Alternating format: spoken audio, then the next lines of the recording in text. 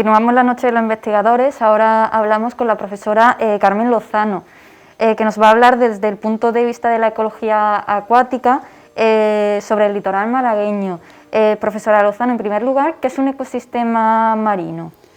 Un ecosistema es el conjunto de la fauna que habita en un lugar determinado y el medio donde habita. Por lo tanto, un ecosistema marino será un ecosistema precisamente caracterizado porque es un medio acuático y, al ser marino, presenta unas altas concentraciones de salinidad, aproximadamente 36 gramos por litro, por lo que la fauna pues, vive en unas condiciones más diferentes a cualquier otro ecosistema acuático.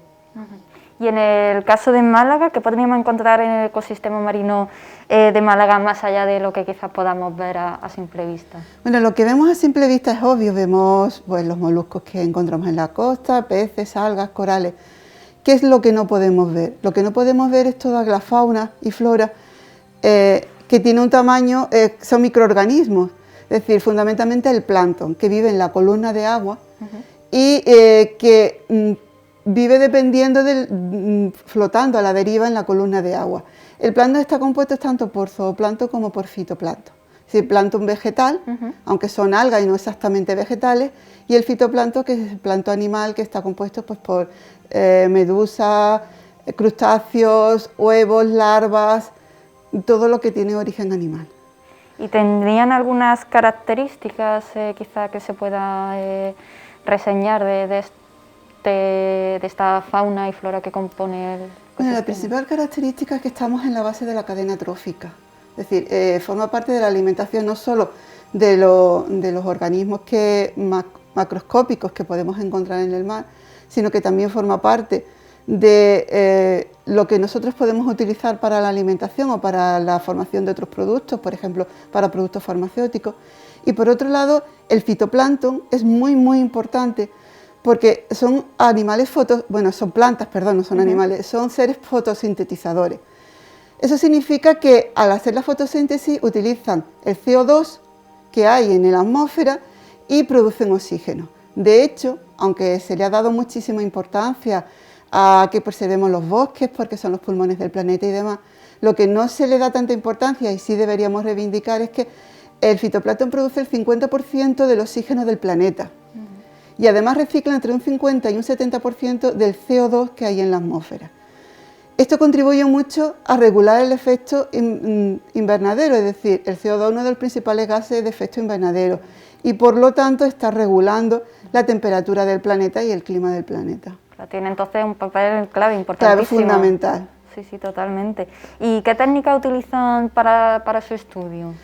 Bueno, técnicas hay tantas como tipos de plancton podemos encontrar. En el Departamento de Ecología de la Universidad de Málaga fundamentalmente se trabaja con fitoplancton y lo que hacemos pues, se hace recuentos, por ejemplo, para estimar biomasa, se hace estimación de clorofila con un aparato que es un método que es citometría de flujo. También se hace caracterización y cuando ya tiene un determinado tamaño, algo más de 20 micras, pues entonces se trabaja con microscopía para su caracterización. Y en su grupo en concreto, ya que lo ha mencionado, ¿qué líneas centra su labor? ¿En qué líneas se investigan? Hay tres líneas fundamentales.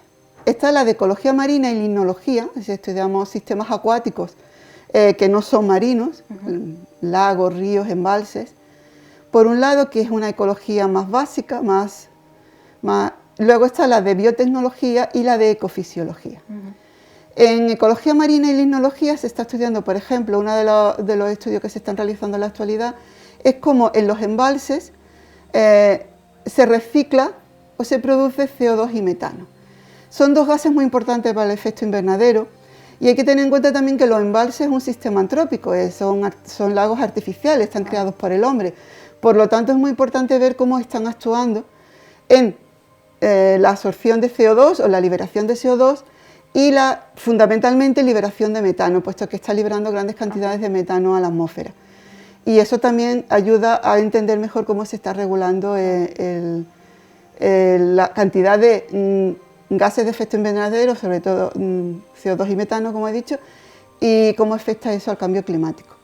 Por otro lado, hay otra línea bastante interesante que se está estudiando, se está analizando excretas y egagrópilas de gaviota en la laguna de Fuente Piedra, para ver qué cantidad de residuos, de plásticos, vidrios y otros tipos de residuos están aportando al medio, al ecosistema. Y luego también estamos trabajando en ver un poco cómo el cambio climático está afectando a las interacciones de organismos invasores en las líneas de costa, sobre todo en la provincia de Málaga fundamentalmente, y ver cómo se está comportando esa interacción que ocurre entre los organismos invasores que están llegando a la línea de costa y cómo se comportaban en el pasado. Es decir, esto que está ocurriendo ahora ha ocurrido ya antes. Entonces, si conocemos cómo ha sido el reemplazo de la fauna y cómo han sido las interacciones entre la fauna autóctona y la fauna que entraba debido a unas condiciones climáticas y por lo tanto geográficas diferentes, la línea de costa va cambiando también a lo largo, mientras cambia el clima también estamos cambiando la línea de costa. Podemos interpolar un poco e intentar conocer mejor qué es lo que está pasando en la actualidad. La línea de ecofisiología lo que está estudiando es cómo responden los organismos, fundamentalmente se está trabajando con fitoplancton, cómo responden ante los cambios en el medio ambiente. Y se está estudiando a un nivel genético y molecular incluso. Y luego en la línea de biotecnología se está trabajando, por ejemplo, con algas macroscópicas, pues para ellas ver cómo sustancias que contienen estas algas que pueden utilizarse como fotoprotectores, por ejemplo, incluso como inmunomoduladores, es decir, que regulan la respuesta inmune. Algunos polisacáridos de algas actúan en este sentido. Muy bien. Y puede tener una aplicación en farmacología. Qué interesante. Gracias por descubrirnos, profesora Lozano, qué hay, ¿no?, más allá de lo que podemos ver en el litoral de Málaga. Gracias a vosotros.